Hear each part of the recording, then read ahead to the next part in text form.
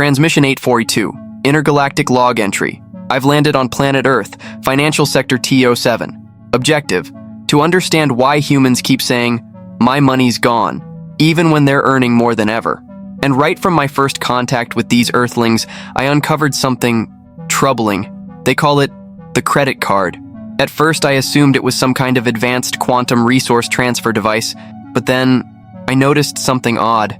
The human would leave the store smiling, but when the bill arrived, pure despair. So I started investigating. Turns out 72% of humans are in debt, and in 88% of those cases, the villain is that little enchanted plastic rectangle, the credit card. On my planet, this would be classified as a psychic weapon, but here, they treat it like a gift from the financial gods. So I prepared for the mission. I studied. I observed.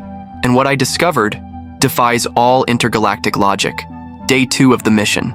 I activated stealth mode and descended to the Earth's surface. Objective, to observe human financial behavior in its natural habitat. Destination, a shopping mall. A typical arena where humans display their purchasing power, even without possessing actual resources. And there they were, wandering in circles, pushing carts full of objects that, pause, deadpan, they weren't even sure they could afford. That's when I witnessed the ritual. The specimen approaches the terminal, smiles, inserts a plastic object into a glowing slot. The machine beeps, and that's it. Product granted. No exchange of currency, no transfer of energy. Just a promise to pay later. Fascinating and extremely dangerous. On planet Kaptok 7, we call this an existentially unsecured exchange. Here they call it 12 easy installments, no interest. No interest, until you forget the bill. And then it arrives. A sacred scroll revealing the forgotten truth. That pair of sneakers that cost $4.99? It's now 12 monthly payments of $89.90. And that shiny new phone? It'll cost more than a Star Cruise ticket with intergalactic boarding fees. But what shocked me most was how humans justify all of it. It's just the card. I'll get organized later. But I'm earning points. Points? I thought.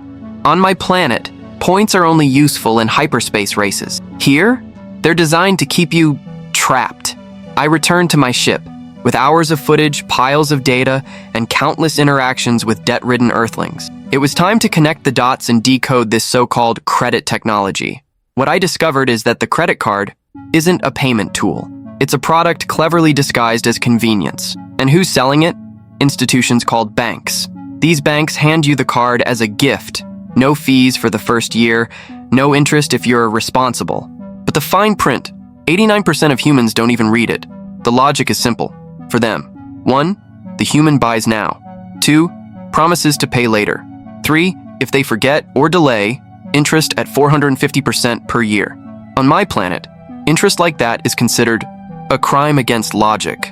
Here, it's called market rules. Some humans think they can game the system. They talk about cashback, miles, loyalty points, but they forget one thing. To benefit from this card, you have to use it like someone from Kaptok 7, disciplined, calculating, and immune to advertising. And that's the problem. Humans feel, and they buy on emotion. Emotions and credit don't mix. In fact, the more emotional you are, the easier it is for the system to trap you. Preliminary conclusion. The credit card isn't the problem. The real problem is human behavior towards it. A piece of plastic holds no power, but a mind vulnerable to instant gratification.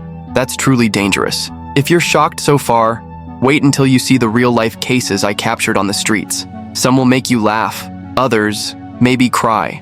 But all of them prove one thing. We aliens are far more rational than you. All right, let's break down how this tiny piece of plastic creates chaos across an entire planet. First things first, the card has no money. Say it with me. It's not your money. It's the bank's. You borrow it. Spend it now. Promise to pay later. But humans tend to forget that last part. Here's how it works. 1, you buy something with the card. 2, the bank pays the store. 3, now you owe the bank. If you pay in full by the due date, great. But if you only pay the minimum, welcome to the club of the wandering debt souls. The minimum payment is an intergalactic trap. You think you're staying in control, but you're actually feeding the monster of reverse compound interest. And now, here comes the cruelest part of the system. The less money you have, the more the bank charges you. It's the exact opposite of galactic logic. On planet Captalk 7, those in crisis get assistance. Here, you get fees. Let's simulate. John buys a sofa for $2,000. He can only pay $200 a month. The result? After 16 months, he's still paying off the same sofa, and he owes another $900 in interest. That sofa? It's basically an eternal rental now. Smells like mold and regret. But the craziest part? Joan does the same thing again. With his phone, with the TV, with the fridge, and then he says, "There's never enough money. Credit cards can be useful, just like a lightsaber, but give a lightsaber to someone who doesn't know how to use it, and they'll slice themselves in half." The logic is there, but humans are emotional creatures. That's why in the next segment, I'll show you real-life cases I witnessed with my own intergalactic eyes. Get ready to laugh, or see yourself in the mirror. During my investigation, I documented cases that defy all galactic logic. Brace yourself. What you're about to hear is 100% real, even though it sounds like a script from a human comedy show. Case 1, the Cashback Warrior. The first specimen, I call the Cashback Warrior. He buys literally everything on his credit card, from plane tickets to bubblegum. He swears he's making money with his 2% cashback, but he pays his bill late, every single month. The result? He earned $740 in cashback and paid $47.60 in interest. Case 2, the Queen of Endless Installments. The second human, a young female I dubbed the Queen of Endless Installments. She split into monthly payments. A hair straightener, 10x, a perfume, 6x, a pair of sneakers, 8x, a pizza, 3x, and, no judgment, a personal device, 4x. The outcome? Her bill turned into a monster, $280.50, and she had no idea where it all came from. "But I only bought a few basics," she said. When I tried explaining cash flow, she replied, "Cash what?" Case 3, the Mileage Dreamer. This one hit me hard. A man bought a fridge, a TV, a sofa, and a plane ticket, all on credit. His plan? Rack up miles to travel for free. The miles came, but he had no credit left to book the hotel, and no cash for food during the trip. Conclusion? He traveled, came back broke, and with a stomach virus. Alien reflection. These stories sound like jokes, but they're real. Human financial tragedy unfolds in slow motion, masked as rewards, freedom of choice, and convenience. In the end, it's just a system selling immediate pleasure and charging interest over time. These cases made me wonder, do humans really know what they're signing up for? Or are they just hypnotized by a system designed to keep them trapped? In the next segment, I'll compare what happens here to how things work on my planet. Get ready to see how alien logic handles money. After observing human financial behavior, I couldn't help but compare it to my home planet, Captalk 7. There, things operate in a way you'd probably call utopian. But to us, it's just logic, applied with awareness. 1. Credit exists, but with real limits. On my planet, credit is allowed, but only for those who've proven they know how to use it. You start with a limit of 100 galactic units. You use it, you pay it back, you show discipline. Then, and only then, the system increases your limit. Here on Earth, you get a credit card before you even understand what a bill is. Congratulations, you now have $1,000 in credit, despite never having saved $10. 2. Financial education is mandatory. On Captalk 7, every being receives basic financial training at age 4 cycles. Before we even learn advanced equations, we're taught the value of time, the cost of impulse, the difference between assets and liabilities. Here, humans learn quadratic functions, but no one teaches how revolving credit works. You reach the moon, but still split a pizza into 3 payments? 3. Interest isn't a punishment. If someone falls behind on payments on my planet, the system doesn't profit from it. It locks your credit, then offers mandatory education.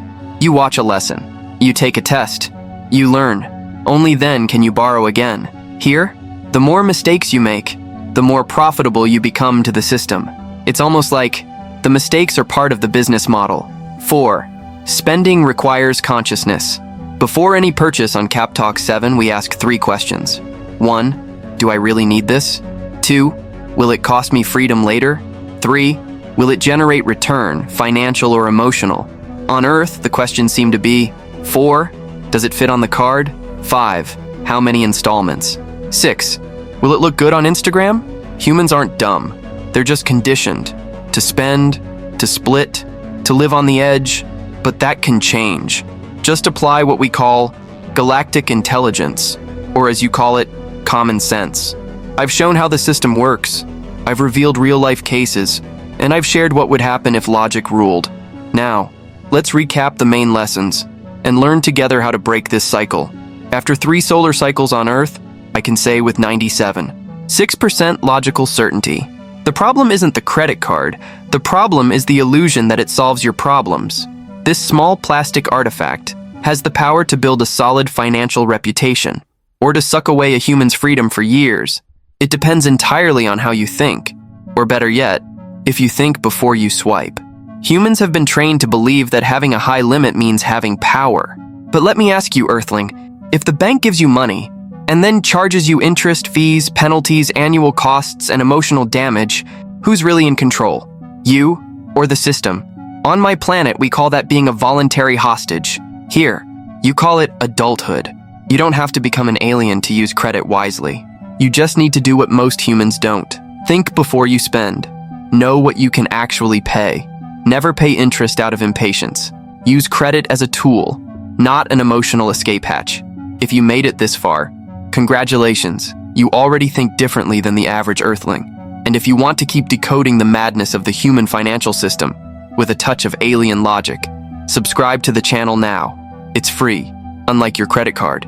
Smash the like button, activate the notification radar, and share this video with a fellow Earthling in debt before they're swallowed by the black hole of the monthly statement.